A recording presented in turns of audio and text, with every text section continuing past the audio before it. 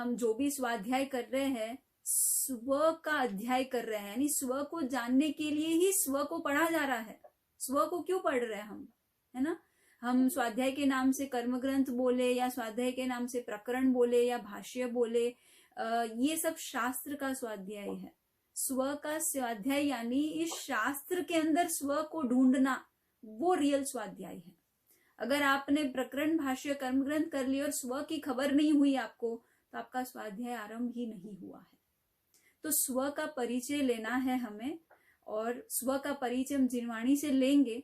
जिनवाणी तो हर बात जो है निश्चय और व्यवहार से करती है ना। कोई भी बात जो है दो दृष्टिकोण में बताई गई है, एक ऊपर का सत्य है, एक भीतर का सत्य है, एक दिखाई देने वाला सत्य है, एक अदृश्य सत्य है। तो हम दोनों दृष्टि से अपना जब वास्तविक स्वरूप जानेंगे तो हमें पता चलेगा कि हम कौन है। तो मैं कौन हूं जब ये प्रश्न आता है, तो जिनवाणी में तो देखो सारी जिनवाणी का जन्म 3 शब्दों में हो गया, है ना, जिसको गणधरों को दिया गया त्रिपदी में। जो भगवान ने कहा उस त्रिपदी से तो द्वादशांग का जन्म हो गया ना। तो त्रिपदी में क्या कहा भगवान ने, उगमेही व विगई व धुबेई वह, ठीक है ना।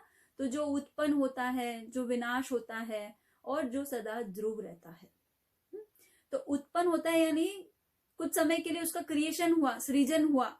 विनाश यानी फिर वो नष्ट हो गया।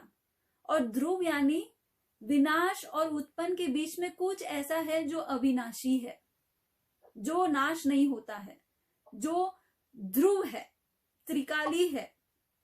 तो ये 3 पदों में ही हमें पूरी दुनिया का, जगत का स्वरूप भी आ गया और अपना स्वरूप भी आ गया। जगत का ही भाग है हम, तो सारी बात उसी में आ गई। तो मैं कौन हूं, तो मैं उत्पाद भी हूं, मैं व्यय भी हूं, और मैं ध्रुव भी हूं। मैं तीनों हूं। मेरा उत्पन्न भी हुआ है, मेरा विनाश भी होगा, और मैं अविनाशी भी रहूंगा। तो जो दिखाई दे रहा है, जो हम ऊपर ऊपर की बात कर रहे हैं, जो दिखाई दे रहा है, तो क्या दिख रहा है, मैं के रूप में क्या दिख रहा है, एक स्त्री का शरीर दिख रहा है। हम सब महिलाएं हैं, तो स्त्री का शरीर दिख रहा है। माता पिता ने कुछ नाम दिया तो वो नाम दिखता है ना। मैं कौन हूं, इस प्रश्न के उत्तर में हमें हमारा जेंडर, हमारा नाम, फिर उसके बाद आप अगर पत्नी है, आप अगर माता है, आप अगर बहन है, तो ये सारी चीजें उसके पीछे पीछे आ जाएगी। फिर उसके बाद अगर पेशे से आप टीचर है तो आप टीचर हो जाएंगी, तो मैं कौन हूं का उत्तर में टीचर भी आ जाएगा, है ना। अगर आप गृहिणी है तो गृहिणी हो जाएगा। फिर अगर आप धर्म आराधना करती है तो आप श्राविका हो जाएगी। ये सारी जो चीजें हैं जो हमें दिखाई दे रहा है हमारे सत्य के रूप में, ये सब कुछ समय के लिए उत्पन्न हुआ है। मान लो कि मेरा नाम अनीता है, तो अनीता का किसी दिन नाम रखा गया ने, कहीं ना कहीं शुरुआत है कि नहीं। जिस दिन आपका जन्म हुआ होगा उसी कुछ आरे में, कुछ समय में आपका नाम अनीता दिया गया, राइट। सो अनीता नाम का उत्पन्न हुआ।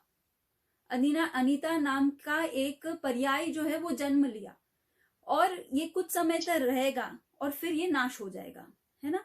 तो उत्पन्न भी है और व्यय भी है। तो जिसका उत्पन्न है अवश्य ही उसका व्यय है, ये नियम है संसार का। और जिसका उत्पन्न नहीं है उसका व्यय नहीं है, ठीक है। तो जो ध्रुव है वो अनादि अनंत है, वो उसकी कोई शुरुआत नहीं है और इसलिए उसका अंत भी नहीं है। तो जो भी हम अपने बारे में जानते हैं वो केवल उत्पाद और व्यय के अलावा हम क्या जान रहे हैं अपने बारे में, सोचो। मैं आप सबसे प्रश्न का उत्तर चाहती हूँ कि आप अपने बारे में अपने आप को जब प्रश्न पूछो कि मैं कौन हूं, तो उसके उत्तर में खाली उत्पाद और व्यय संबंधी कुछ आता है या इसके अलावा भी कुछ आता है।